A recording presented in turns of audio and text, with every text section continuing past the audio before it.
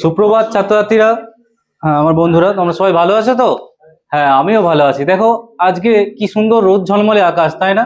আচ্ছা আচ্ছা, এই রোদ মানে আলো আমরা কোথা থেকে পাই তোমরা বলো তো একটু, কোথা থেকে পাই বলো?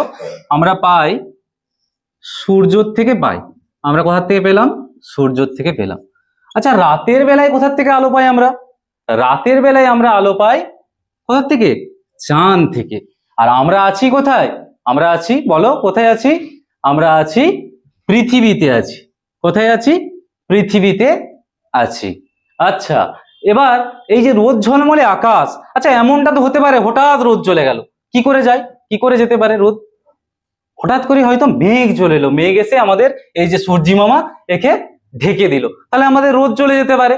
আচ্ছা ধরো মেঘ এলো না, অথচ আমাদের রোদ চলে গেল, এটা কি করে হয়? তোমরা দেখেছো কোনোদিন? দেখেছো? ভাবো, কখন দেখেছো তোমরা? তোমরা দেখেছো কখন বলো? বলো তোমরা।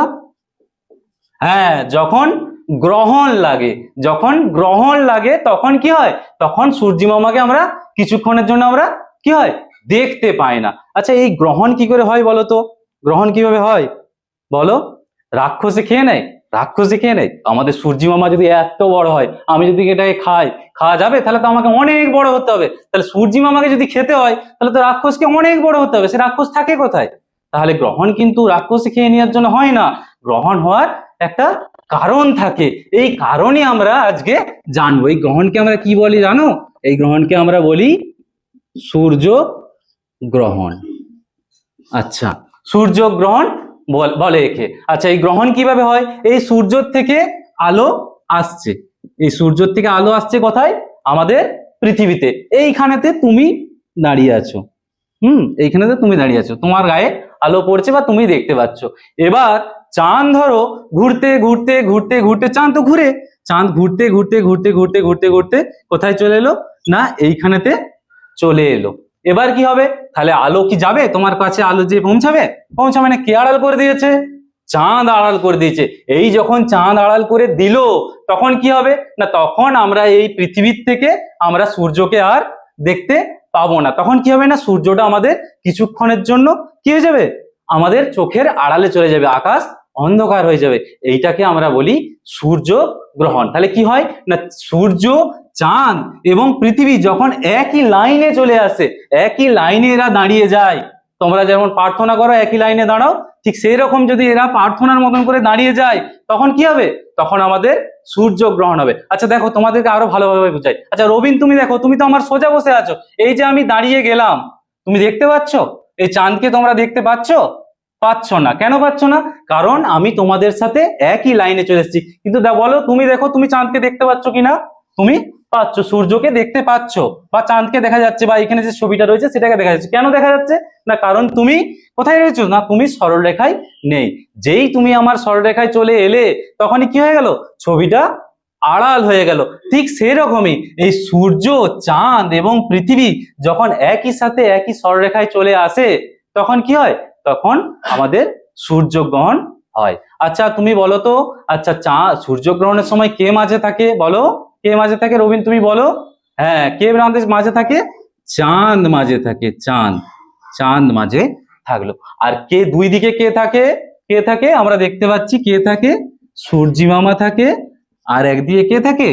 আর একদিকে আমাদের পৃথিবী থাকে। তাহলে আমরা জানলাম যে সূর্যগ্রহণের আসল কারণ। এবার বাড়িতে গিয়ে যদি আমাদের দাদু দিদিমা যদি বলে সূর্যগ্রহণ রাক্ষসের জন্য হয়, রাক্ষস খেয়ে নেয়, আমরা কি বলবো? আমরা বলবো না, রাক্ষসে খায় না। কি হয়? সূর্য, চন্দ্র এবং পৃথিবী যখন একই লাইনে দাঁড়িয়ে যায়, তখন কি হয়? তখন আমাদের সূর্যগ্রহণ সংঘটিত হয়। আচ্ছা, তোমরা ভালো থাকবে এবং চুপ করে বসো পরের ক্লাসের জন্য। হ্যাঁ,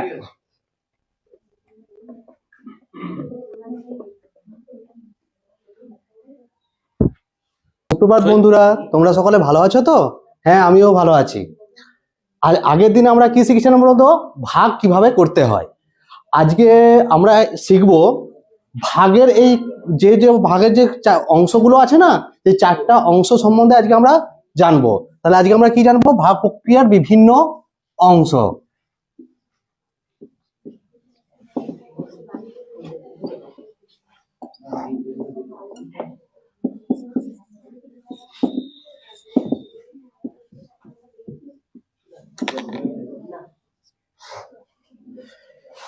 জানো তোমরা ভাগ প্রক্রিয়ার কটা অংশ?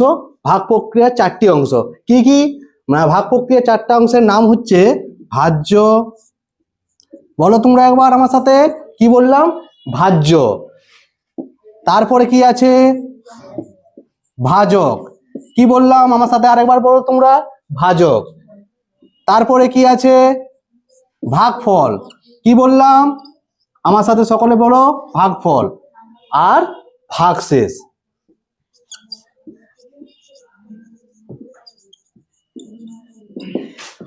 তাহলে এই ভাগ প্রক্রিয়ার এই 4টি অংশ জানতে গেলে আমাকে প্রথমে কি করতে হবে? প্রথমে আমাকে একটি ভাগ করতে হবে। দেখো ভাগ কেমন করছি, দেখো।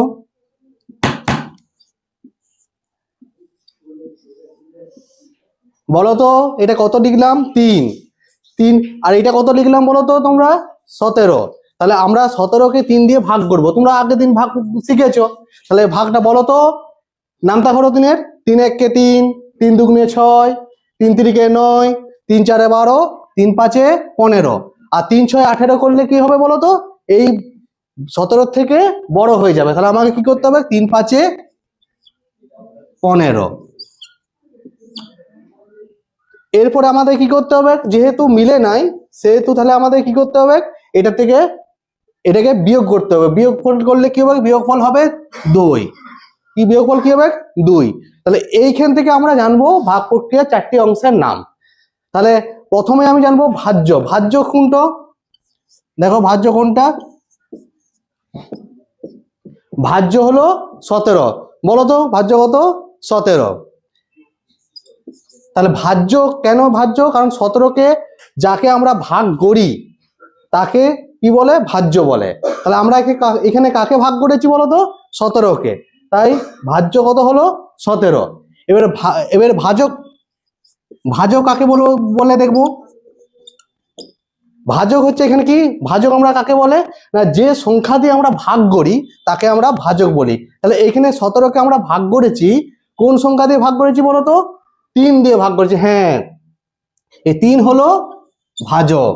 এরপরে কি আছে বলো তো? তুমি বলো তো? ভাগফল। তাহলে এরপরে ভাগফল কোনটা বলে আমরা জানবো।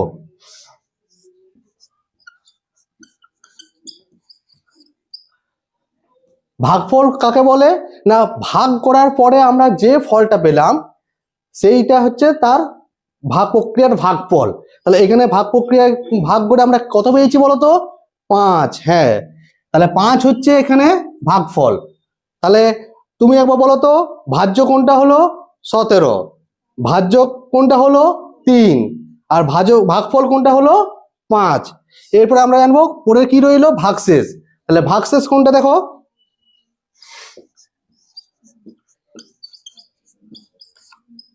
ভাগশেষ কোনটা বলবো না, ভাগ করার পর যেটা অবশিষ্ট পড়ে থাকে। তাহলে এখানে দেখো ভাগ করার পর অবশিষ্ট কোনটা পড়ে রয়েছে? কোন সংখ্যাটা পড়ে রয়েছে? 2। তাহলে 2 হচ্ছে তার ভাগশেষ। তাহলে তোমরা সকলে বলো তো ভাগ প্রক্রিয়ার কটা অংশ? হ্যাঁ বলো তুমি। ভাজ্য, বলো ভাজক, ভাগফল আর ভাগশেষ। তাহলে এইখান থেকে আমরা এই 4টা অংশের নাম জানলাম। এই 4টা অংশ কাকে বলে তোমরা জানতে পারলে। তাহলে ভাজ্য কাকে বলে? যাকে আমরা যে সংখ্যাকে আমরা ভাগ করি তাকে আমরা বলি ভাজ্য। আর তুমি ওই যে ভাজ্য, ভাজক, ভাগফল, ভাগশেষ লিখে লিখে দেখালে, হ্যাঁ, অবস্থানটা তুমি যদি ওইখানে দেখাতে তাহলে আরো বেটার। অবস্থাটা আমি দেখাবো। আরে হ্যাঁ, অবস্থাটা আমি আগে জিজ্ঞাসা করি তারপরে এটা তুমি ওইখানে সরাসরি দেখাও যে তোমার তো এত টাইম নাই। হ্যাঁ, তাই না? মানে আগেই দেখাতে হতো। হ্যাঁ, যে এই তাহলে কি হলো? 17কে আমরা 3 দিয়ে ভাগ করছি, তাহলে 17টা কি? তখন ওইখানে 17 এর উপরে তুমি লিখো। হ্যাঁ, 3টা কি? 3টার পাশেই লিখে দাও। 5টা কি? 5টার পাশেই লিখে দাও। 2টা কি? 2টার পাশে লিখো। দেখো এই জায়গায় অবস্থান হয়ে গেছে। বুঝেছি। এইবার আরেকটা জায়গায় যেটা তুমি মিস করেছো সেটা হচ্ছে ভাজ্য, ভাজক, ভাগফল। এই 3টে থাকবে। হুম ভাগ করতে গেলে এই তিনটে কিন্তু অবশ্যই আমাদের দেখতে পাবো। ভাজ্য আছে, ভাজক আছে এবং ভাগফলও থাকবে। কিন্তু ভাগশেষ সব ক্ষেত্রে থাকতেও পারে, আবার নাও আবার থাকতে নাও থাকতে পারে। ঠিক আছে। ঠিক আছে। তুমি ভাগ শিখোচ্ছ, তুমি 17 টাকা দিয়ে ভাগ শিখোচ্ছ, তুমি তো ভাগ শিখানোর প্রাথমিক ইয়েটাই ভুল আছে। ভাগ হ্যাঁ, শিখানোর প্রাথমিক পর্যায়টাই তোমার ভুল। এরকম না না, আমি এক কেন আমি একটা লুবো না, দুটো সংখ্যা লুবো কেন? আমি 3কে দিয়ে ভাগ করি 17কে, আমি কেন 1 টাকা আনতে পারবো না? আমি সেটা ওটা আমার বলতে দরকার ছিল। না না, আমি স্যার আমি বললাম আগের দিন ভাগ প্রক্রিয়া আমি শিখিয়েছি। তুমি ভাগ প্রক্রিয়া শিখতে আজ তো শিখবো কেন? ভাগ প্রক্রিয়া আমি মানে 4টি অংশের শিখাচ্ছি তো। ভাগ প্রক্রিয়া শিখতে গেলে তোমাকে তুমি যখন ভাগরাত করছো, হ্যাঁ তোমাকে দেখাতে হবে আমি 1 টাকা কেন ভাগ করতে পারবো নি। তুমি যদি বলে এখন তোমাকে যদি বলে তুমি ক্লাস কন্টিনিউ করো, তুমি কি করাবে বলো? এরপর তুমি মুছো নি আর তুমি পড়ে যাও, কি পড়াবে বলো? এরপরে যদি বলে তুমি 40 মিনিট পড়াও, হ্যাঁ কি করবে এরপরে তুমি? এবার তুমি কি করবে? মুছো নি, তুমি বলো তুমি কি করবে বলো? এরপরে 40 মিনিট পড়ানো যাবে না। যাবে নি? কেন যাবে নি? না হ্যাঁ এবারে হ্যাঁ যাবে নি? না, এইটা যাবে না। এবারে কেন ওদেরকে এরপরে কেন যাবে নি? শুনি যাবে নি কেন? না, ভাজ্য ওদের- সমান কি? না যাবে নি কেন? তুমি বলে যাবে নি কেন? ভাজ্য সমান কি? যাবে না এরকম বলে। যাবে নি? সোজা 40 মিনিট করা যাবে না? একটা সরল দুবো ভাগের করার জন্য সংক্ষেপে। না, না, না, ঠিক আছে। ভাজ্য সময় এগুলো আছে।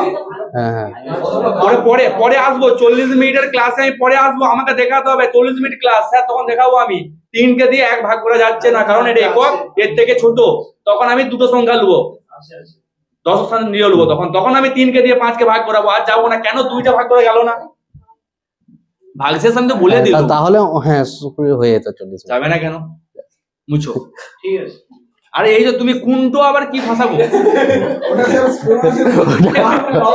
আর তো নয়, ওইখানে এটা পাঁচজন ওরা স্যার গুলো আছে, কোনো ছাত্র নাই। কোনটো পুরুলিয়া ভাষা চলে আসবে, পুরো বেরিয়ে যায় কিন্তু আরে, থেকে সংযত। ইয়ে করবে। অবশ্যই ওগুলো বেরিয়ে যায়। নার্ভাসনেস হয়ে যাচ্ছে। এই নার্ভাস তুমি 4 দিন 5 দিন পড়াতে আসো, নার্ভাস দুদিন গুড মর্নিং ছাত্রছাত্রীরা, তোমরা সকলে ভালো আছো তো? আচ্ছা, আমিও খুব ভালো আছি। দেখো, আমরা এর আগের দিন কি পড়েছিলাম বাংলাতে জানো? বাংলাতে পড়েছিলাম স্বরবর্ণ আর ব্যঞ্জনবর্ণ। তো আজকে আমরা সেটা ইংরেজিতে পড়বো। ইংরেজিতে কি বলে জানো? ভাইলকে বলে, বাংলাতে বলে স্বরবর্ণ। আর ওই বাংলাতে স্বরবর্ণ বলে, ইংরেজিতে সেটা বলে ভাইল। আর যেটা ব্যঞ্জনবর্ণ সেটা বলে কনসোনেন্ট। তাহলে স্বরবর্ণ কাকে বলে বলো তো? বলতে পারবে তোমরা? হ্যাঁ ঠিক বলো, ঠিক বলেছো। যেসব বর্ণ কি না নিজে নিজে উচ্চারিত হয় সেই সব বর্ণকে বলা হয় কি না স্বরবর্ণ। আচ্ছা, আর ব্যঞ্জন বর্ণ কাকে বলতে পারো বলো? হ্যাঁ বলো। হ্যাঁ, ব্যঞ্জন বর্ণ কি না যে বর্ণগুলো একা উচ্চারিত হতে পারে না, অন্য কারো সাহায্য নিয়ে উচ্চারিত হয়, তাদেরকে বলা হয় ব্যঞ্জন বর্ণ। সেরকম ইংরেজিতে ভায়েল অ্যান্ড কনসোনেন্ট আমরা জানবো, ভায়েল কোনগুলো, কনসোনেন্ট কোনগুলো। তাহলে আমরা ধরো ঝুড়ি বানাই বাকেট।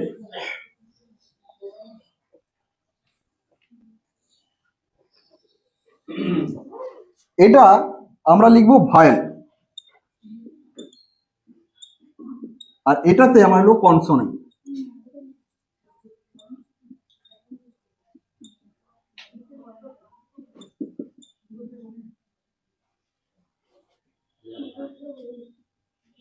আচ্ছা, এরপর দেখো আমরা জানবো কতগুলো আলফাবেট আছে বলতে পারবে বলো?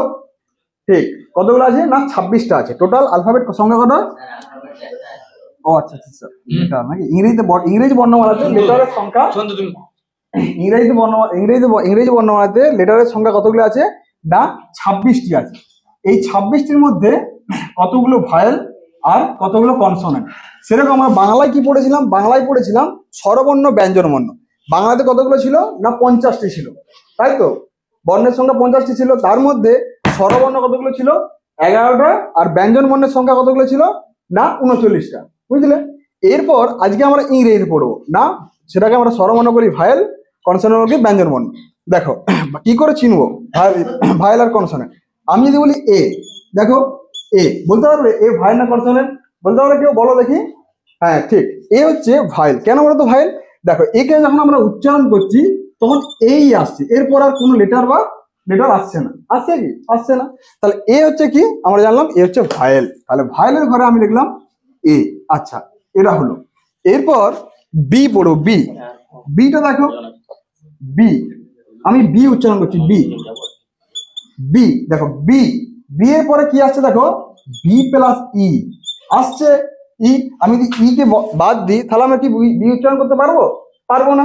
তাহলে কি হলো, বি, বি হচ্ছে যখন আমরা উচ্চারণ করতে পারছি বি কে, তখন কোনো লেটারের সাহায্য নিতে হচ্ছে, তাই বিটা দিয়ে কি হলো বলো, ঠিক ঠিক বলেছো, বিটা হলো কি কনসোনেন্ট। এর পরের লেটারটা কি বলতো, সি, সিটা দেখো, সিটাও সেম, সি সমান সমান কি সি প্লাস ই, দেখো সি এর লাস্টে কি আসছে না, সি এর পরে লাস্টে ই উচ্চারণ হচ্ছে, ই, তাহলে ইটা কি, ইটা হচ্ছে দেখো একটা ভায়েল, তাহলে কি কোনো যখন কনসোনেন্ট, কনসোনেন্ট তো সি, তাহলে সিটা আমার কনসোনেন্ট হয়ে গেল, এটা কি কোনো লেটারের সাহায্য নিচ্ছে, তাই কি হচ্ছে না উচ্চারিত হতে পারছে। এরপর তো ডি, আমি বলি ডি, ডিটা দেখো, ডি প্লাস ই, ডি লাস্টে কি আসছে, ই আসছে, তাই তো, তাহলে ডিটা কি হলো, ডিটাও কিন্তু একটা কনসোনেন্ট। এরপরে দেখো ই, ই এর মতো ই, ইটা দেখো, ইটা যখন আমরা বলছি ই, ইটা কিন্তু ই আসছে, ই মানে ই, আর কোনো ওয়ার্ড আসছে কি এখানে, দেখো কোনো ওয়ার্ড আসছে না, তাহলে ইটা কি হলো, ইটা হচ্ছে ভায়েল হলো। এরপর দেখো আমি যদি বলি এফ, এফটা কি, এফ যখন আমরা এফ উচ্চারণ করছি তখন দেখো এফ এর আগে দেখো আমরা এ আসছে, এফ, এফ আসছে না, তাহলে এফ, এ প্লাস এফ, তাহলে এই এফটা কি হলো বলতো, কোনো লেটারের সাহায্য নিচ্ছে, তাহলে এফটা হয়ে গেল কনসোনেন্ট হলো। এরপর দেখো জি, জি আসছে, জি, জি সমান কি, জি, জিটা আসছে দেখো লাস্টে ই এর উচ্চারণ আসছে, ই মানে বলছেন ই জি, তাহলে দেখো ই, এটা কি না কোনো লেটারের সাহায্য নিচ্ছে, তাহলে জিটা কি হলো, জিটা বলো ঠিক, কি হলো কনসোনেন্ট, ঠিক বলেছো। আর পড়াচ্ছি না এগুলা, অনেক time লেগে গেছে। আর তুমি যখন ইটা অতগুলো দেখালে ব্যবহার, হ্যাঁ তার বাকিগুলো তো দেখালে দেখে দিতেই পারবে। ও হ্যাঁ ঠিক, মানে অভিযোগ বুঝছি, আমার ইটা ভালো তুমি লেগেছে। অনেকবার দেখালে, হ্যাঁ, বাকিগুলো করে দিতে পারতে, তাহলে ইটা অতগুলো দেখাতে হতো না। এরকম বলে যে বলতো তো দেখো ঠিক সেরকমই, হ্যাঁ হ্যাঁ বল এরকম আরো আছে, ঠিক আছে? তুমি দাগি একজন খেলাড়ি হয়ে তুমি বোর্ড দিয়ে নিজে লিখে গেলে, ওরা কি এখানে গোলমাল করছে, দিব্যি গোলমাল করছে। ঝাড়াগুলো হ্যাঁ ঝাড়াগুলো ওটা তুমি তো করেছো, তুমি দেখো টপিক লিখে গেলে ও তো নিজেই লিখে গেল বোর্ডটাতে, তোমাকে কিন্তু মুখে কথা বলতে হবে তখন। ও মানে যে বলছি আজকে কি পড়াবো, কিছু না ওইটা না, তুমি অন্য কিছু গল্প করো, আগের দিন আমরা এটা শিখেছি, তাহলে কি শিখেছি, মুখে ওই বলছে, আমি কিন্তু আমি আমার কাজ করে যাচ্ছি কোনে, ওটাকে আমি কিন্তু আমার দিকে কনসেন্ট্রেশন রেখেছি, তাহলে ওরা গল্পটা করতে পারবে না। হ্যাঁ, ঠিক। আচ্ছা বলো তো তুমি, এই যে মেয়েটি তুমি বলো কালকে আমরা এই যে কি নিলাম শিখেছিলাম? বলো, এরকম করে স্যার। হ্যাঁ বলো তো, হ্যাঁ বলো, আচ্ছা তুমি হ্যাঁ ঠিক বলেছো, কালকে আর ও বলছে না, তুমি বলে যাচ্ছ কিন্তু, হ্যাঁ ঠিক আমরা কালকে শিখেছি এটা, হ্যাঁ ঠিক আছে, ভায়োল কনসোনেন্টটা একবারই লিখে দিলে। আচ্ছা পার্ট তুমি আগেই ঘোষণা করে দিয়েছো, হ্যাঁ আমি করেছো ওটা, ধ্বনি বর্ণ ধারণাটি ভুল আছে তোমার। তাই হ্যাঁ ধ্বনি বর্ণ স্যার, আমি তো স্বরবর্ণ ব্যঞ্জন বর্ণ হ্যাঁ বলছি। স্বরবর্ণ ব্যঞ্জন বর্ণ উচ্চারণ করি আমরা, তুমি ওখানে তুমি কিন্তু আমরা বলি ওটা, আমিও বলি তুমিও বলো, হ্যাঁ। ধ্বনি লিখিত রূপ বর্ণ ওইখানে থাকবে, ওরা তখন তোমাকে ক্রস করবে, যাতে আমরা কি ধ্বনিকে উচ্চারণ করি, এই বর্ণকে উচ্চারণ করি, তুমি এর কথাটা বলেছো যে আমরা বর্ণকে উচ্চারণ করি, নিজে নিজে যে বর্ণ উচ্চারিত হয় তাকে বলি আমরা ওই স্বর, তুমি কথা বলেছো, বর্ণ তো উচ্চারণ হয় না, বর্ণ তো ধ্বনি লিখিত রূপ, তো ওরা কিন্তু ক্রস করতে তোমাকে জানতে পারে, তোমাকে জাস্ট তোমাকে প্রশ্ন সময় জানবে ওটা, তোমাকে এখানে আরেকটা জিনিস জানতে পারে, তুমি ভায়োলের ওই বক্সটি ছোট করলে কেন, আর কনসোনেন্টের বক্স ছোট করলে বড় করেছো কেন? ভাইলের সংখ্যা কম তাই। হ্যাঁ আমি ওটাই আমি জানবো, তুমি কিন্তু তুমি ইচ্ছে করে না, না, এটা করেছো, স্যার আমি ইচ্ছা করে করিনি, মানে ইচ্ছা কি ভাবে করেছি, ওটা করেছো, কিন্তু জানতাম এখন না যে- অ্যান্সার তুমি সঠিক দিয়েছো, অ্যান্সার হ্যাঁ, অ্যান্সার তুমি সঠিক দিয়েছো, হ্যাঁ, আর তাহলে অত তুমি যখন দেখছো আমি ক্লাসটা শেষ করতে পারি তো 2 মিনিটের মধ্যে, হ্যাঁ। ঠিক সেরকম করে আমরা যদি 26টা ওয়ার্ডে যাই, ও যেটা বলছিল একটু আগে তোমাকে যেটা ভুল ধরালো, তাহলে আমরা গেলে কিন্তু পাবো এই ওয়ার্ড গুলোকে আমরা ভাইবেল পেয়ে যাবো, কেন ওই স্যার বললো না তুমি দেখিয়ে দেবে, হ্যাঁ, তাহলে ওই সময় তোমার দেখানো এই হয়ে যাবে, কিন্তু আমি আর যাচ্ছি না, আমার ওই সময় মতো আমাকে ছাড়তে হচ্ছে, তোমার 5টা আমি দেখিয়ে দেবো, ওই এই পাঁচটা ঝটকা দেখিয়ে হবে। হ্যাঁ ওইটা বাকিগুলো তো হয়ে গেল, হ্যাঁ। মুখে বলে দেবো যারা ই আছে, একদম লিখে দাও বোর্ডে, তখন ওই ওই গোল বক্সে লিখে দাও, তুমি লিখে চলে যাও, লিখে চলে যাও। ঠিক আছে। চলো। নেক্সট অনিতা, সুপ্রভাত বন্ধুরা, সবাই ভালো আছো আজকে? হ্যাঁ, আশা করি ভালো আছো, আমিও ভালো আছি। দেখো, আজকে আমরা বৃত্ত সম্বন্ধে জানবো। তাহলে আজকে কি জানবো আমরা? বৃত্ত সম্বন্ধে। আচ্ছা, দেখো এটা কিসের ছবি বলো তো? হ্যাঁ, ঠিক বলেছো, বল, তাই তো? তো এটা কেমন আকারে বলো তো? গোল, তাই তো? এটাকে গণিতের ভাষায় কি বলে জানো তো? এটাকে বলে গোলক বা বৃত্ত। আচ্ছা, এরকম গোল আকারের তোমরা কিছু এই ক্লাসরুমের মধ্যে দেখেছো এরকম কিছু? হ্যাঁ হ্যাঁ, ঠিক বলেছো, গ্লোবটা গোল আকার, তাই তো? তো দেখো, আমরা এই বৃত্ত যখন আঁকবো তখন কিসের সাহায্য নিই বলো তো? হ্যাঁ, ঠিক বলেছো, পেন্সিল কম্পাসের। তো একটা খাতার উপর যখন আমরা পেন্সিল কম্পাস নিয়ে যখন বৃত্ত আঁকতে যাই তখন কি করি বলো তো? ওই পেন্সিল কম্পাসের যে ওই ছুঁচের মতো অংশটা খাতার যে অংশে রাখি, রেখে কি করি, পেন্সিল কম্পাস দিয়ে এরকম গোলাকার একটা চিত্র আঁকি। যেখানে এই পেন্সিল কম্পাসটা রাখছি এবং যেটাকে কেন্দ্র করে গোল বৃত্তটা আঁকলাম, এই জায়গাটা কি বলে জানো তো? এখানকে বলে বৃত্তের কেন্দ্র। আচ্ছা, এই গোলাকার যে অংশটা তৈরি হলো, এই ধারটাকে বলে হচ্ছে বৃত্তের কি বলে? পরিধি। আচ্ছা, আরেকটা জিনিস দেখো, এই বৃত্তের কেন্দ্র থেকে এরকম যে লম্বা সরলরেখাটা তৈরি হয় বা যদি টানি আমরা, এটাকে বলে বৃত্তের কি বলে? ব্যাস। এই বৃত্তের দেখো, এই বৃত্তের এই ব্যাসের অর্ধেকটা অংশকে কি বলে বলতো? ব্যাসের অর্ধেক কি বলে? ব্যাসার্ধ।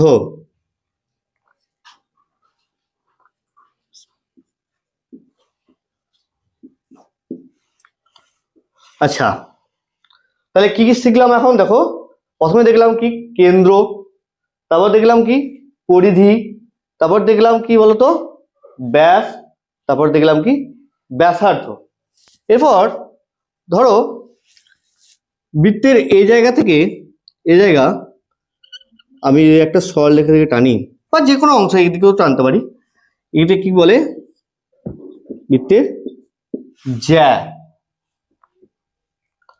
তো বৃত্তের জ্যা ছাড়াও যদি এখান থেকে একটা বৃত্তের পাশ থেকে এরকম একটা সরলরেখা টানা হয়, একটা অংশে দেখো সরলরেখাটা বৃত্তের অংশকে স্পর্শ করে গেছে, এটা কি বলে জানো তো?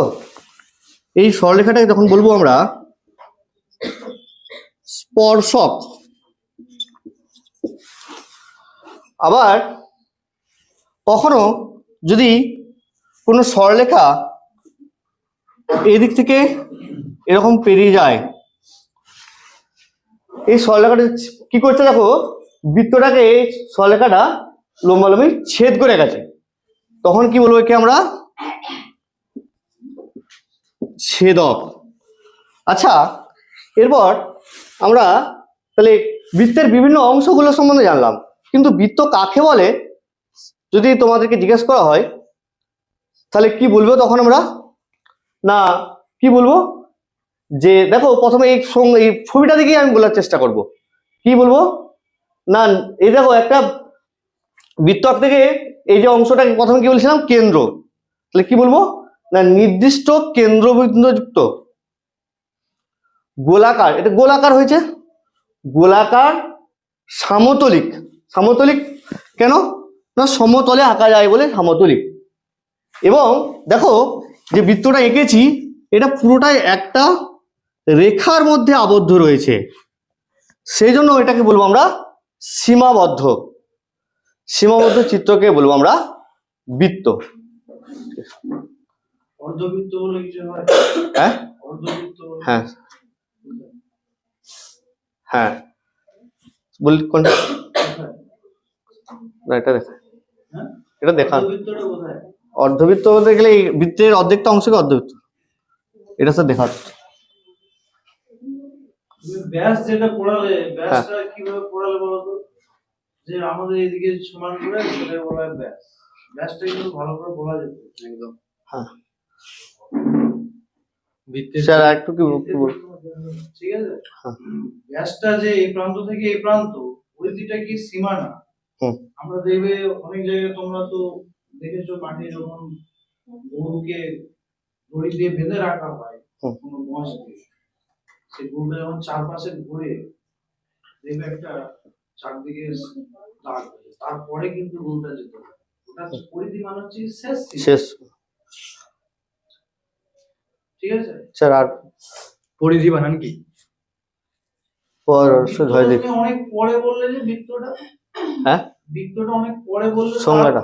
আগে অংশগুলো বলে তারপরে কাকে বলে তুমি বলবে, লাস্টে কাকে বলে বলবে। না, বোঝানোর জন্য স্যার পরে বললাম যে আচ্ছা, তুমি আগে পাঠ ঘোষণা করছো, তুমি লিখে দিচ্ছ বৃত্তটা। হ্যাঁ। বৃত্তটা না, ওটা না বলে আমি হ্যাঁ। একটা কোনো আমি আয়োজন স্তর তো আয়োজন করতে পারি। তুমি এটা আয়োজন স্তর করে কি করবে? আয়োজন স্তর যদি বলা হয়, বৃত্ত পড়াতে যে তুমি আয়োজন স্তরটি দেখাও। আচ্ছা, আয়োজন স্তর মানে জানো একটা কি আছে? আয়োজন বলতে তাহলে বৃত্তচাপটা দেখাতে পারি। না না, আয়োজন স্তর কাকে বলে? প্রাককথন, যেটা আমি পড়াতে যে যে আমি পরিবেশটা তৈরি করব সেটা আমাকে আভাস দিবে আমি যাচ্ছি কিসে। আমরা মাঠে খেলি, এটি ফুটবল, আমরা মাঠে ফুটবল খেলতে যাই, কেমন দেখতে? না, এটা লিখেছি গোল। আচ্ছা, এটাকে আমরা কি আমরা তো জ্যামিতি করেছি, এটা এরকম ধরনের আমরা বৃত্তটা কি নাম? ওরা বলবে, তখন ওরাই বলে দিবে। হ্যাঁ ঠিক, তাহলে আজকে আমরা জানবো বৃত্ত এবং বৃত্তের বিভিন্ন অংশ সম্পর্কে। তুমি সরাসরি প্রথমে যেই বৃত্ত লিখে দিবে, ওদের কাছ থেকেই আমি অ্যান্সারটি নেবো। আর বানানগুলো ঠিক করতে হবে, ওটাকে পরিধি বানান। বড় বড় করে লিখবে। ছবিটা তুমি এখানে গেলে দেখতে পাবে না ভালো করে, যেটা যে লিখেছো ওটা জস হয়ে গেছে, জস।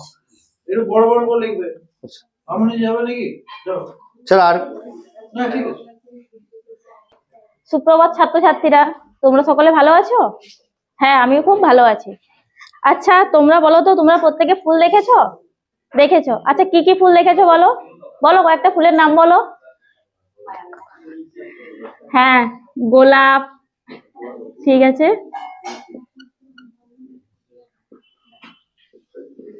জবা, টগর, এইসব, তাই তো? হ্যাঁ। আচ্ছা বলো তো, ফুল ফুল আমাদের কি কি কাজে লাগে? ফুল আমাদের পুজোর কাজে লাগে।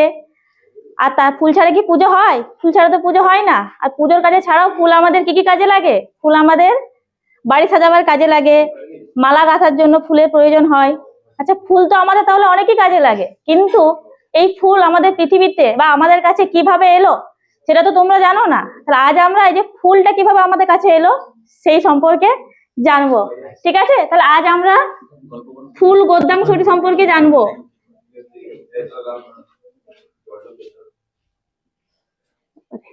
ফুলটা হচ্ছে সুফলতা রাওয়ের লেখা।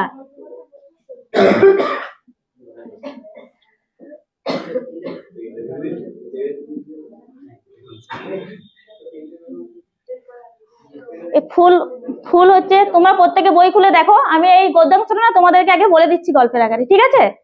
বলছে, তোমরা প্রত্যেকে কিন্তু বইটা দেখো, ঠিক আছে? প্রত্যেকে বই খুলে দেখো, আমি বলছি। অনেক অনেক দিন আগে, যখন পৃথিবীতে মানে মানুষ যখন জন্মায়নি, তখন হচ্ছে পৃথিবীতে কিন্তু কোনো ফুলই ছিল না। তখন শুধু চারিদিকে ছিল বড় বড় গাছ, লতা পাতা, এইসব। তখন কি হতো? তখন আলো আসতো পৃথিবীতে, আলো তো আসতোই। আলো এসে চাইতো যে ফুলেদেরকে গায়ে হাত বুলোতে, কিন্তু তখন ফুল থাকতো না। বাতাস চাইতো ফুলেদেরকে এভাবে দোলা দিতে, কিন্তু তখন ফুল ছিল না, তারা কিছুই করতে পারতো না। হঠাৎ করে একদিন রাত্রে না একদল ফুল পড়ে এলো পৃথিবীতে, পাতা ভরা জঙ্গলে আসলো। তারা এসে দেখলো, বাহ, জায়গাটা তো ভীষণ সুন্দর, কিন্তু এত সুন্দর জায়গায় কোনো ফুল নেই। তখন তারা বললো, ঠিক আছে, আমাদের তো ফুলের দেশ, ফুলপরীরা ফুলের দেশে থাকে, তারা সেখানে ফুলের মধু খায়, তারা ফুলের পাপড়ির পোশাক পরে। যে তারা নিজেরা ঠিক করলো যে আমরা আমাদের দেশ থেকে অনেক ফুল এনে মানে ফুলের বীজ এনে এখানে রাখবো। তারপর তারা সবাই মিলে তাদের নিজের দেশে চলে গেল এবং সেখান থেকে অনেক ফুলের বীজ এনে সেই মাঠে বনে চারিদিকে ছড়িয়ে দিল।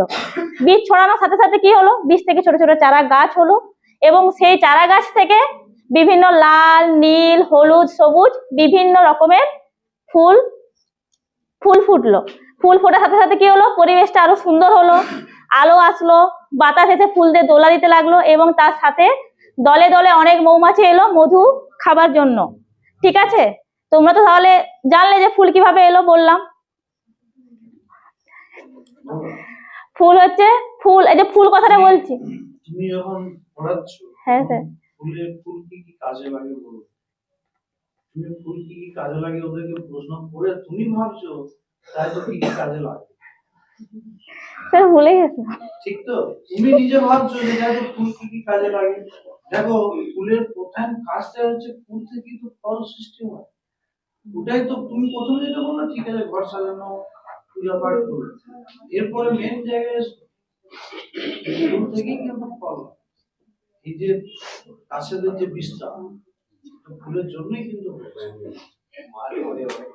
আর যখন এরা ডিস্টার্ব করছে, তুমি কি ফুলের নিয়ন্ত্রণ একটু তুমি নিয়ন্ত্রণ করতে পারবে না। আমি দেখলাম ওরা ইচ্ছে করে বলে তোমরা গল্প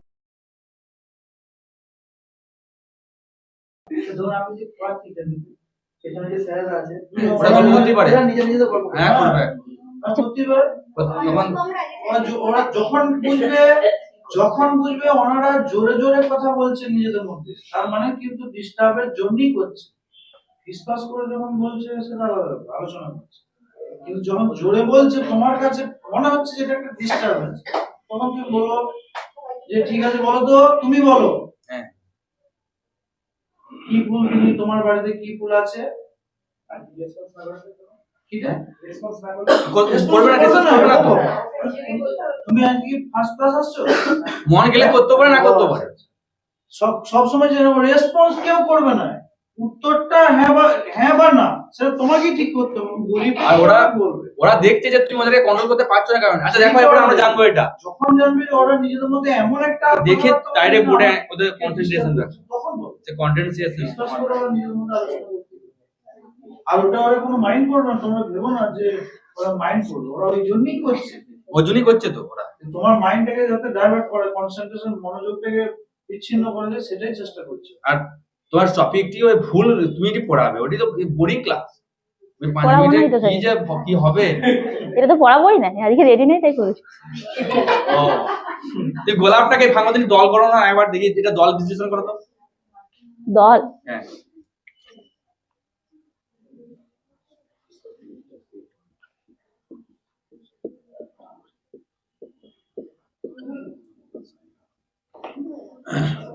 ওটা কি দল, দুটো কি দল? এটা মুক্ত দল, এটা রুদ্ধ দল। মুক্ত দল, ঠিক আছে, নেক্সট ডাকো। হ্যাঁ ওটা চিহ্ন প্লাস চিহ্ন দিবে না, তাহলে তখন মানে ইয়ে হাইপেন। হ্যাঁ এইদিন হবে এবার। মুছে দিই স্যার, আসো।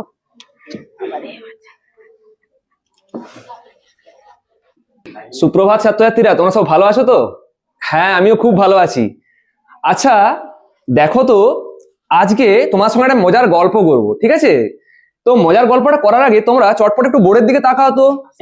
দেখো বোর্ডে কি সংখ্যা লিখেছি বলো? হ্যাঁ এটা 6 লিখেছি। আচ্ছা রাম তুমি বলো তো এটা কি লিখেছি? 2 লিখেছি, তাই তো? একদম ঠিক। আচ্ছা নিচে আমি এটা কি লিখেছি? 8 লিখেছি। আচ্ছা এই 6 এর সঙ্গে 2 কি করলে 8 আসে বলতে পারবে? আচ্ছা রানী তুমি বলো কি করলে 8 আসে? হ্যাঁ একদম ঠিক বলেছো, যোগ করলে 8 আসে, ঠিক। আচ্ছা বলো তো, আমরা অঙ্কে এরকম দুটো চিহ্ন দেখতে পাই, সেটা কিসে দেখতে পাই, সেটাকে কি বলে? আচ্ছা সন্তু বলো। একদম খুব সুন্দর বলেছো, এটাকে ভাগ বলা হয়। কি বলে? একদম ভাগ বলা হয়। আচ্ছা ঠিক আছে, এবার দেখো আমি যে গল্পটা বলবো বলেছিলাম, সেই গল্পটা তোমরা সব মন দিয়ে শোনো। একটা গ্রাম ছিল, ঠিক আছে? ওই গ্রামে 3টে মস্ত হনুমান ছিল। সেই হনুমানগুলোর মধ্যে 2টো হনুমান খুব শক্তিশালী, আর একটা হনুমান একটু দুর্বল।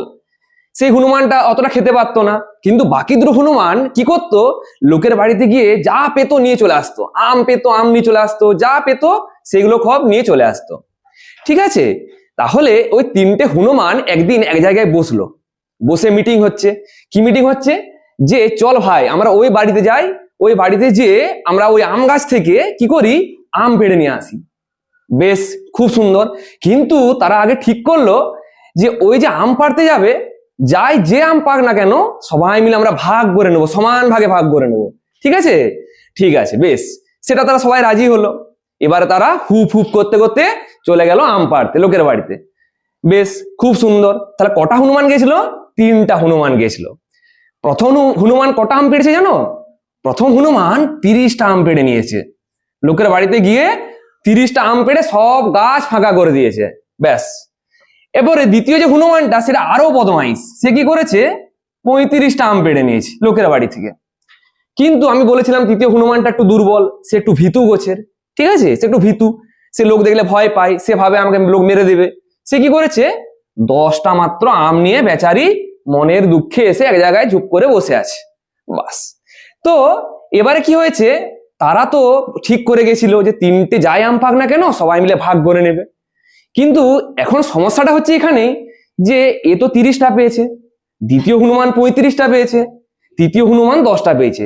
কি করে ভাগ করবে? মাথা চুলকাচ্ছে বসে বসে, কি করে ভাগ করব আমরা।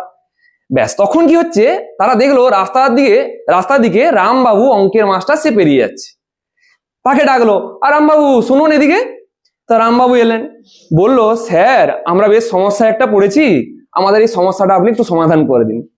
তো কি সমস্যা? যে আমরা 3জনের সমান ভাগে আমটা পেতে চাই, কিন্তু আমরা কি করে আমটা 3জনের সমান ভাগে পাবো? তখন রামবাবু বললো, এই সমস্যা, এটা তো তোমরা গড় করলেই জানতে পারবে। তাহলে আজকে আমরা কি জানবো? আজকে আমরা গড়ের জিনিস জানবো। কি জানবো? না, আমরা গড়ের ধারণা জানবো। তাহলে রামবাবু তাদেরকে কি বললো? রামবাবু বললো, আচ্ছা তোমরা এক কাজ করো, তোমরা আগে 3জন যে আম পেয়েছো ওই আমগুলো সব যোগ করে নাও। কিন্তু বেচারি হনুমান, তারা তো এত বুদ্ধিমান নয় তোমাদের মতো, তারা তো পাচ্ছে না যোগ করতে। আচ্ছা রাম, তুমি বলতে পারবে এই 3টায় যোগ করলে কত হবে? বলো, আমার সঙ্গে করো, আমিও করছি। দেখো বোর্ডে 30, 35 আর নিচে 10, তারা কতগুলো হচ্ছে দেখো, 5, 3 আর 4, 4 3 7টা, কতগুলো হলো? মোট 75টা আম হয়েছে। কতগুলো হয়েছে? 75টা আম হয়ে গেছে, তাই তো? বাবারে, অনেকগুলো আম তো। এবারে কি হয়েছে, রামবাবু বলল, তোমরা কজন আছো এখানে? তোমরা 3জন আছো। তাহলে ওই 75টাকে তোমরা এক কাজ করো, 3জনে 3 দিয়ে ভাগ করে দাও। তাহলে 3 দিয়ে ভাগ করতে শুরু করলো তারা। কত হবে? 3 দুগুণে 6, 1 নামলো, 3 5 15, কত হলো? 25টা। তাহলে দেখো, এই 25টা করে যদি সবাই সমান ভাগে ভাগ করে নেয়, তাহলে 3জন সমান ভাগে পাবে তো, তাই না? হ্যাঁ, এও যদি 25টা পায়, ঠিক আছে, আবার ছেড়ে দাও। হয়ে যাচ্ছে মোটামুটি।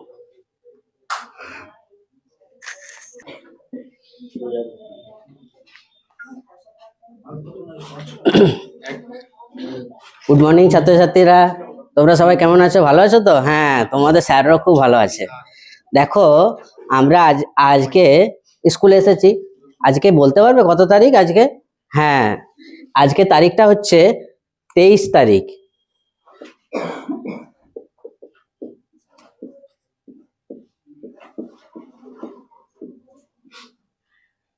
আজকে 23 তারিখ। আজকের দিনে 23শে জানুয়ারি জন্মগ্রহণ করেছিলেন আমাদের একজন মহান দেশপ্রেমিক। তার নাম কি জানো কেউ? বলতে পারবে? হ্যাঁ, ঠিক বলেছো, নেতাজি সুভাষচন্দ্র বসু। উনি 23শে জানুয়ারি নেতাজি সুভাষচন্দ্র বসু জন্মগ্রহণ করেছিলেন। তো আমরা নেতাজি সুভাষচন্দ্র বসু সম্পর্কে পরে আমরা জেনে নেবো গল্পটা, উনি কে ছিলেন, কি জন্য বিখ্যাত। তো আজকে তোমরা স্কুলে এসেছো, তো স্কুলে আসার সময় তোমরা কি কি জিনিস লক্ষ্য করেছো? দেখেছো কি রাস্তায় কি কি জিনিস এসেছো, বা বাড়িতে কি কি জিনিস তোমরা দেখতে পাও, সেটা বলতে পারবে কি? বাড়িতে আমরা অনেক জিনিস দেখতে পাই, মা বাবা ভাই বোন এরাও থাকে, তাছাড়া আমাদের যে চেয়ার টেবিল খাট আলমারি সমস্ত কিছু থাকে। স্কুলে আসার সময় রাস্তায় গাছপালা পশু পাখি মানুষজনকে দেখেছি। এই ক্লাসে কাকে দেখতে পাচ্ছ? এই ক্লাসে আমাকে দেখতে পাচ্ছ। হ্যাঁ, আমি টিচার। তাহলে তোমরা টিচার থাকলে কারা থাকবে? স্টুডেন্টরাও থাকবে। তাহলে তোমরা স্টুডেন্ট। আর কি কি দেখতে পাচ্ছ? এখানে ফ্যান দেখতে পাচ্ছ, ডোর দেখতে পাচ্ছ, উইন্ডো দেখতে পাচ্ছ, এগুলো জানলা দরজা, এগুলো সমস্ত কিছু একটা করে নাম। তাহলে নাম মানে হচ্ছে নাউন। আমরা বাংলাতে যাকে নামপদ বা বিশেষ্য পদ বলি, ইংরেজিতে তাকে নাউন বলা হয়। তাহলে নাউন কাকে বলবো? নাউনের সংজ্ঞা হচ্ছে noun is a naming word. Noun is a naming word. Noun is a naming word অর্থাৎ যে পদের দ্বারা কোনো কিছু নাম বোঝায়, সেটা হতে পারে ব্যক্তির নাম, যেমন আমরা বললাম যে সুভাষচন্দ্র বসু একজন ব্যক্তি ছিলেন, আমি একজন ব্যক্তি, তোমরা ব্যক্তি, এরা হচ্ছে নাউন, ব্যক্তির নাম। বস্তুর নাম যদি বোঝায়, দেখো তোমাদের সবাইকার ব্যাগ রয়েছে, জলের বোতল রয়েছে, বই রয়েছে, খাতা রয়েছে, পেন রয়েছে, এগুলো একটা বস্তুর নাম। আচ্ছা, এছাড়াও কি রয়েছে? হ্যাঁ, আমরা পিকনিকে গেছিলাম না? পিকনিকে গেছিলাম, কোথায় গেছিলাম? দীঘাতে গেছিলাম ঘুরতে। তাহলে দীঘা তো একটা জায়গার নাম। এছাড়াও হ্যাঁ, তুমি ঠিক বলেছো। আচ্ছা, তুমি ওই চিড়িয়াখানাতে গেছিলেন না? চিড়িয়াখানাটা কোথায়? কলকাতাতে তো। তাহলে সেটাও তো একটা জায়গার নাম। তাহলে জায়গার নাম, বস্তুর নাম, ব্যক্তির নাম, এইগুলোকে সবগুলোই তো একটা করে নাম, এদেরকে নাউন বলা হয়। এই নাউনগুলোকে আমরা ভাগ করব। নাউনের আবার ভাগ আছে। নাউনের ভাগগুলো কি কি? নাউনের 5টা ভাগ রয়েছে। নাউনের কটা ভাগ? 5টা। কি কি জানো কি? হ্যাঁ, জানো না, আমি বলে দিচ্ছি। Proper noun, common noun, collective noun, material noun, abstract noun. তাহলে প্রপার নাউন, একে হচ্ছে প্রপার নাউন, 2 হচ্ছে কমন নাউন। আমার সাথে সাথে বলো তোমরা। কমন নাউন, কালেকটিভ নাউন,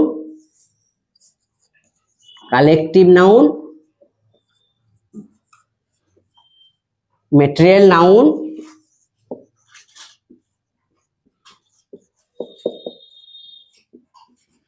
আর অ্যাবস্ট্রাক্ট নাউন।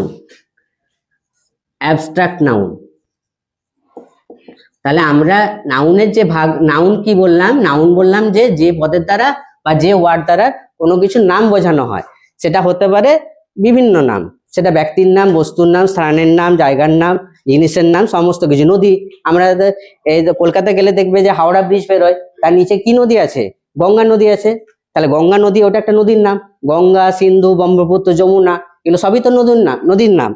এদেরকে বলা হয় নাউন। তাহলে নাউনকে আমরা 5টি ভাগে ভাগ করলাম। কি কি? Proper noun, common noun, collective noun, material noun, abstract noun. এগুলোকে 5টা ভাগে ভাগ করা হয়। এগুলোর প্রত্যেকটা বাংলার নাম আছে, সেগুলো আমরা পরে জানবো, পরের ক্লাসে।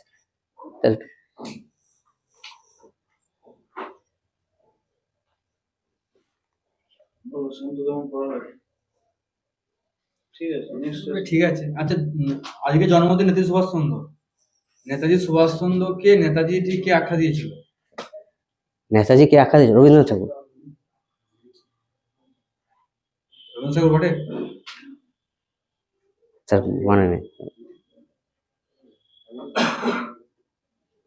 নাউন বাংলায় কি বলে নাউনটাকে? নামপদ। নামপদ মানে বিশেষ্য পদ। বিশেষ্য পদ বা নামপদ। নামপদ। হুম। যদি বলা হয় বাংলাতে ক্রিয়াবাচক বিশেষ্য, হ্যাঁ, আর ক্রিয়াপদ, হ্যাঁ, এটা হচ্ছে দুটো এক না এক নয়? ক্রিয়াপদ আর ক্রিয়াবাচক বিশেষ্য দুটো আলাদা আলাদা। দুটো আলাদা? ক্রিয়াপদ মানে তো যে পদের দ্বারা কোনো কিছু কাজ করা বোঝাচ্ছে, সেটা হচ্ছে ভার্ব। আর ক্রিয়াবাচক বিশেষ্য? ভার্বাল নাউন যেটা। দুটো এক্সাম্পল বাংলায় দাও। বলতে হবে। ঠিক আছে। Good morning student.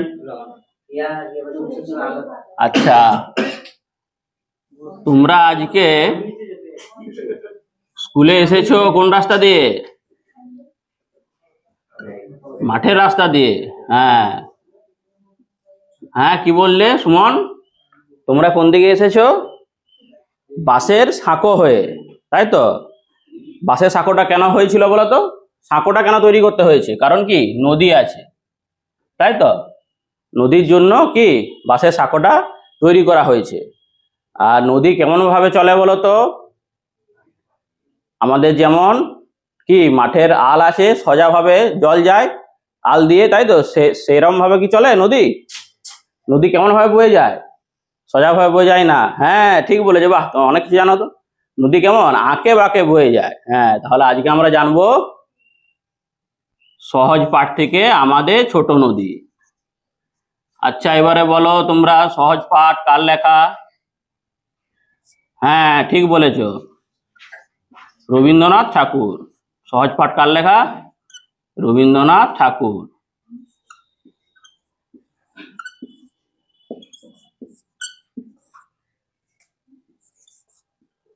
হ্যাঁ, এবারে সবাই তোমাদের বই খোলো, দেখো আমি কবিতাটা তোমাদের পড়াচ্ছি। তাহলে সহজ পাঠ থেকে আজকে আমরা কি জানবো? আমাদের ছোট নদী।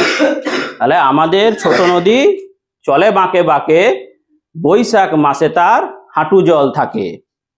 পার হয়ে যায় গরু, পার হয় গাড়ি, দুই ধার উঁচু তার ঢালু তার পাড়ি। তাই তো? তাহলে কি এলাম আমরা? আমাদের ছোট নদী। তাহলে নদীটার আকার কেমন? ছোট, তাই তো? বিশাল আকার নয়, নদীটা ছোট আকার। তাহলে আমাদের ছোট নদী চলে বাঁকে বাঁকে। তাহলে একটু আগে আমরা কি জানলাম? যে নদী কি সোজাভাবে বয়ে যায় না, তাই তো? হ্যাঁ, কি বললো অনিল? বলো, সোজাভাবে বয়ে যায় না। হ্যাঁ, ঠিক বলেছো।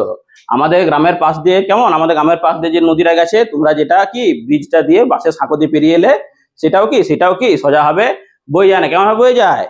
আঁকা বাঁকা পথে, তাই তো? তাহলে নদীটা আঁকা বাঁকা পথে বয়ে যায়। আমাদের ছোট নদী চলে বাঁকে বাঁকে, বৈশাখ মাসে তার হাঁটু জল থাকে। তাহলে এখানে কবি কি বলছে? তার বৈশাখ। তাহলে বৈশাখ মাসে হাঁটু জল কেন থাকে বলো তো? বৈশাখ মাসটা আমাদের কোন ঋতুর মধ্যে পড়ে?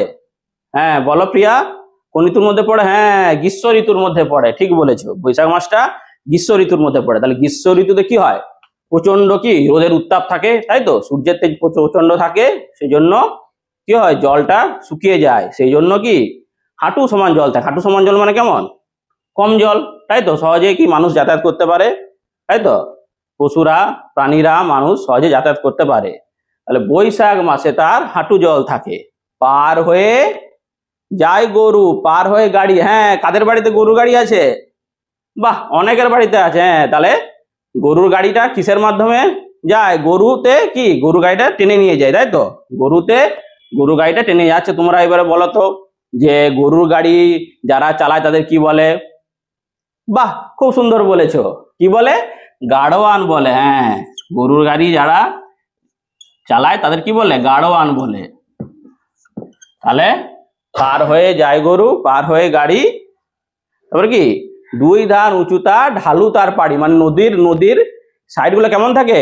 পাড়গুলো উঁচু উঁচু থাকে, তাই তো? আচ্ছা, এর পরের স্তবকটা দেখো। ঠিক আছে, তুমি কতগুলো ভুল বলেছো বলেছি। সাঁকো দিয়ে বেরিয়ে এসছো, নদীটা সাঁকো দিয়ে বেরিয়ে এসছো, নদী হলে খাল বলে। দ্বিতীয় কথা হচ্ছে, গ্রীষ্মকালে নদীতে জল থাকে না, কি কারণে? না সূর্যের তাপে শুকিয়ে যায়। তুমি যে নদীটার কথা বলা হচ্ছে, সেটা হচ্ছে বর্ষার জলে পুষ্ট। একমাত্র এই নদীগুলো বর্ষাকালেই ভর্তি হয়, বাকি সময়টা জল হয় না বলে, বা গ্রীষ্মকালে জলের পরিমাণটা, আকাশে বৃষ্টির পরিমাণ কম বলে। না, তাহলে এইটা মানে ওইটা বলতে গেলে তাহলে মানে কবি যে নদীটাকে মানে ভেবে এটা লিখেছেন, তাহলে সেটাও সেই পিছনে গল্পটা আমাকে বলতে হবে। সেটা বলতে পারো, কিন্তু তুমি যেটা আপাতত পড়াচ্ছ তার ভিত্তিতে বলো। তুমি যেভাবে পড়াবে তার ভিত্তিতে কথাটা বলছো, যে কেন জল নেই? সূর্যের তাপে জল শুকিয়ে গেছে। উদ্দেশ্য সত্য কি এটা? না বর্ষাকালে নয় বলে এটা জল কম। বর্ষাকাল ছাড়া অন্য সব সময় জল কম থাকে, হাঁটু সমান জল থাকে। এটা বলতো, ঠিক আছে? ঠিক আছে, সাইডে বললে সাইডে বলা যায়। সাইড সহজভাবে ছবিগুলি সাইড বলতে কি বলুন না, যে নদীর সাইডে কি থাকে? হ্যাঁ, ধারে। সাইড কেন? ধারে বলতো, দুই ধার পাশে। পাশে বা ঢালু তার পাড়ি। দুটো দিক উঁচু, কিন্তু তার পাড়টা ধীরে ধীরে ধীরে ধীরে নদীর সাথে মিশেছে, নিচু। ঠিক আছে, নেক্সট। আমাদের ছবিগুলি এঁকেছিল সহজভাবে নন্দলাল বসু। নন্দলাল বসু একজন কোন শিল্পের জন্য বিখ্যাত? আঁকার কোন শিল্পের জন্য? আঁকা অঙ্কনের জন্য তিনি বিখ্যাত। অঙ্কনটা অনেক রকমের হয়। কোন রঙের ছবি আঁকতে পছন্দ করতেন? কোন রঙের? মানে ছবির স্টাইলটা কেমন, স্কেচটা কেমন? কোন জেলায় বাড়ি তোমার? বাঁকুড়া জেলা। বাঁকুড়া জেলার একজন ভাস্কর্যের নাম বলো। রামকিঙ্কর বেজ। কি ভাস্কর্যের জন্য তিনি বিখ্যাত? তিনি পাথরের ভাস্কর্যের জন্য, মানে পাথর খোদাই করে বিভিন্ন রকম ভাস্কর্য। পাথর খোদাই নয়, একটা বিশেষত্ব আছে। লাল যে কাপড় তার সেইটার যে ভাস্কর্য, পাথর ওটা খোদাই বোলপুরের মাটি একমাত্র। নয়। ঠিক আছে, এটা দেখে যাবে। রেঙ্গুন মৃত্তিকা যেটা, হ্যাঁ, ওটা বলা আছে। আরেকজন ছিল আমাদের, তো আরেকজন কে আছে? রামকিঙ্কর বেদ ছাড়া হ্যাঁ। আরেকজন কে যামিনী আছে? রায়, যামিনী রায় আছে, বেলাতরের যামিনী রায়। বেলাতরের আর নন্দলাল হচ্ছে স্কোয়াশ ছবির জন্য বিখ্যাত। কোয়াশ। জল রঙের সঙ্গে ওই তেল রঙের যে ছবিটা, ওই ছবির জন্য বিখ্যাত নন্দলাল। ঠিক আছে, নেক্সট। যামিনী রায়। চলো। সুপ্রভাত ছাত্রছাত্রীরা, তোমরা সকলে ভালো আছো তো? ভালো আছো? বাহ, আমিও খুব ভালো আছি। আচ্ছা, এই যে তোমরা আজকে বিদ্যালয়ে এসেছো, আমাদের এই বিদ্যালয়ের সামনে একটা খুব বড় মাঠ আছে। তোমরা সেই মাঠটা সকলে দেখেছো? ও, দেখেছো? আচ্ছা দেখো তো মাঠটা ঠিক এইরকম কিনা।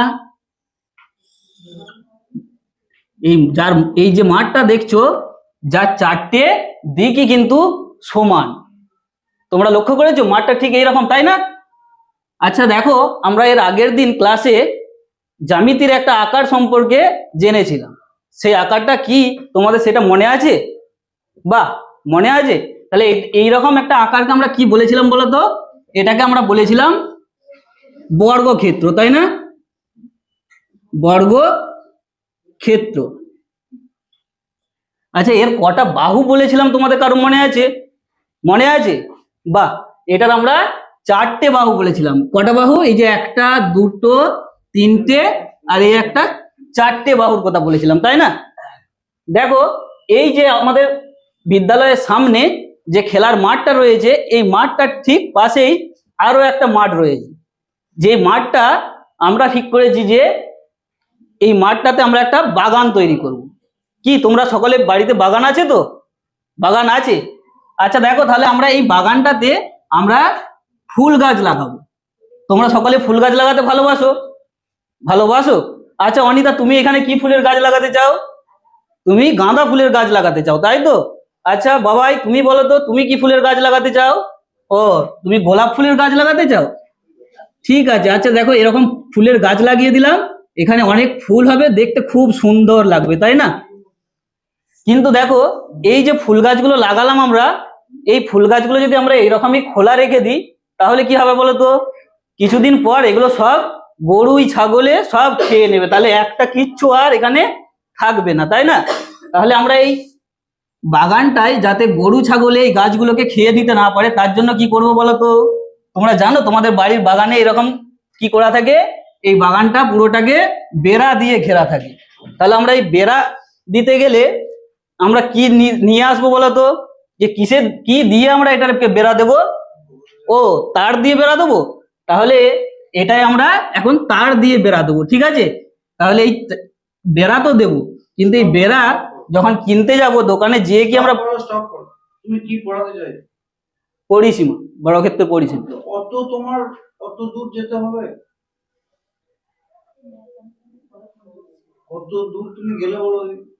টপিকে এসো। চলো স্টার্ট করো। আচ্ছা তাহলে দেখো, এটাই যদি আমরা বেড়া দিতে চাই, এটাই তাহলে আমাদেরকে আসল জায়গায় পড়া, আসল জায়গাতে পড়া। মানে তুমি যেটা পরিসীমা বলতে চাইছো, সেই জায়গায় আসলে এরপরে ওই জায়গায় চলে এসো। কন্টেন্টটা তোমার আচ্ছা দেখো, এইটার এই যে একটা বাহু বা একটা দিক, এইটার কিন্তু দৈর্ঘ্য 50 মিটার। কত মিটার বললাম? 50 মিটার। এটা কিন্তু আমি গিয়ে ফিতে দিয়ে মেপেছি, 50 মিটার এটার দৈর্ঘ্য।